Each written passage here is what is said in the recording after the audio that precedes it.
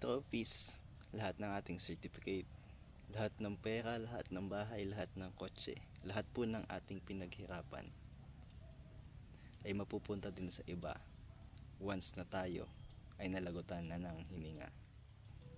Hindi masama na magkaroon ng achievement at kayamanan, ngunit mas magandang paghandaan ang oras ng pag-uwi natin sa may kapal. Kawikaan 11:4, sabi po dyan, walang halaga ang yaman sa araw ng kamatayan, ngunit ang katwiran ay naglalayo sa kapahamakan. Life is too short to do wrong things. Eternity is too long to stay in hell. So live wisely, choose to serve God. And that is our daily devotion.